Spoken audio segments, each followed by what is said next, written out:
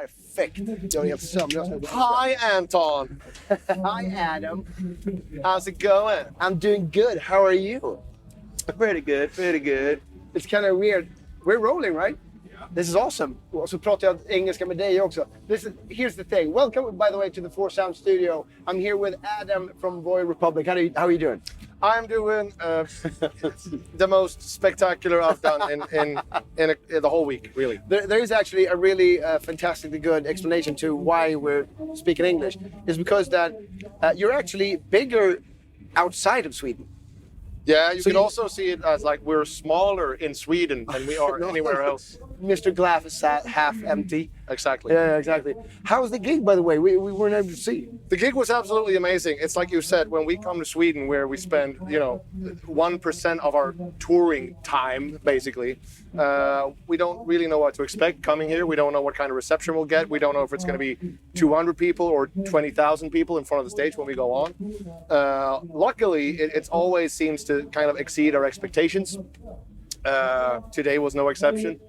Same thing last time we played Sweden Rock 2014.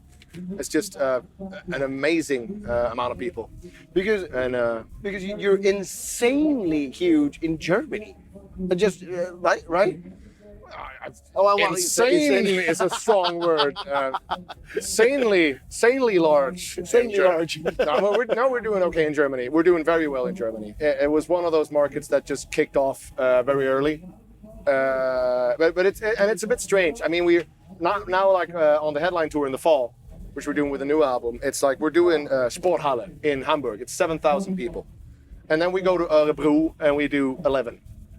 And then there's everything in between in the rest of Europe and in America.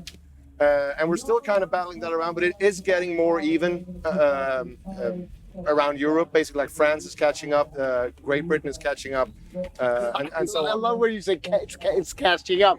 No, everybody's gonna catch up. Eventually, it's gonna be fine. No, they're gonna catch up. No, it's cool. But so this is just absolutely amazing coming back home and being like here with your friends and family, and we get this kind of reception. Yeah, and you know so many people here, other musicians, stuff like that. But I mean, when you play back home in Sweden, is it like more nervous? Do you get nervous still? No, actually, I don't get nervous. I miss getting nervous. Really? I really do. Yeah. It's one of the things that this job kind of takes away from the whole thing.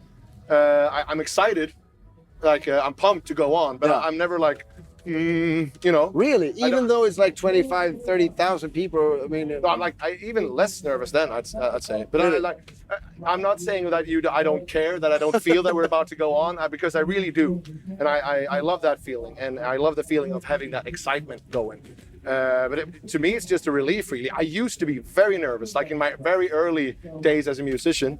I was like, 17, 18, where it would just I was an amazing guitar player back then. I was a shred like you wouldn't believe. I can't do it anymore now. But then I would rehearse and we would play and it would just sound amazing. The blistering solos. And then when we would have a gig, I'd just piss my pants and I couldn't even play Enter Sandman right. You know what I mean? Yeah. So I'm happy that it turned out the way it did. Great. And now you're touring with a new album, and it's going to be a heavy touring. Yeah, we have like a moderate, nicely equalized summer ahead. I think we're doing around 20 festivals around Europe, which is kind of nice. No, but it's nice. We used to do idiotic summers of like 40, 45 festivals. Really? And that's like some kind of pain limit. It's not fun anymore. No. Because you spend so much time in airports and trains and buses and... But how's that even physically possible though? I mean, like 50 festivals. Are there 50 festivals going on? No, there are 50 festivals, and management made sure that if there's not a festival, in between like 3 days, they pack it up with shows or like support gigs or something. Wow. Somewhere else. So how many gigs, like when you were touring most heavily, did you do per year? Or was it like in the most heavy period, soon before, we crashed, kind of, was around 2012. I think we did 250 shows that year or something. Yeah, but that's you got to find your limit somehow. And 250 is kind of it. It's kind of, no, I think we calculated that we spent approximately 3 weeks, like 21 days of home time that year, including like Christmas and you know, New Year's and stuff like But that. that's not even fun, basically. It gets kind of weird. No, it got a bit too heavy, and we felt it. We all kind of crashed in early 2013. We just stopped the tour halfway, like a 1 month really? tour. Yeah, Yeah. We went on the road. Good, and, though. I mean, and that's yeah, really important that you do. It felt wrong. It's just, and that's kind of where we come from as well. We can't really do this if we're not happy. Exactly. This is.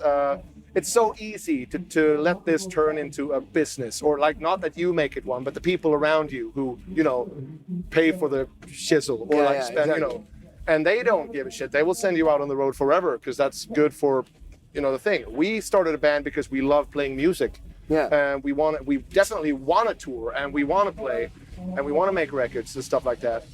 But it's like Paul Stanley and Gene Simmons. They do it for the love of the music. I can't speak for those guys. I don't know a lot about Kiss, really. I feel like I have to check it out tonight because I'm probably the guy at this whole festival who knows the least about Kiss. Really? I'd say so, yeah. Okay. Adam, good. I know you have a busy schedule. Thank you so much for taking the time. But before you go, we have to play a game. This is the thing I've done with everyone. It's called Game Set Match. Eat the matches. No, well, kinda. Eat Here the you whole go. box. You twist off the sulfur like this.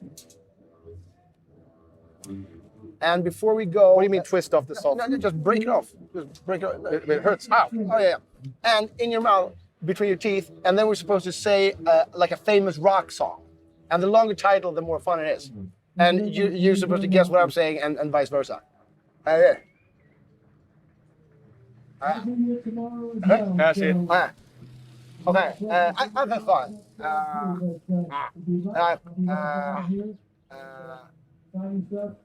Honky honk river. Anke Shangan. Uncle Sanga, yeah. This is very cool answer. Okay. Ho ha ha hoya. Okay.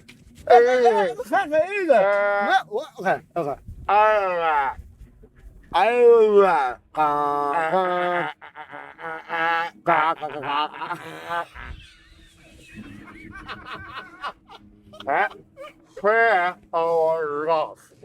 What? Prayer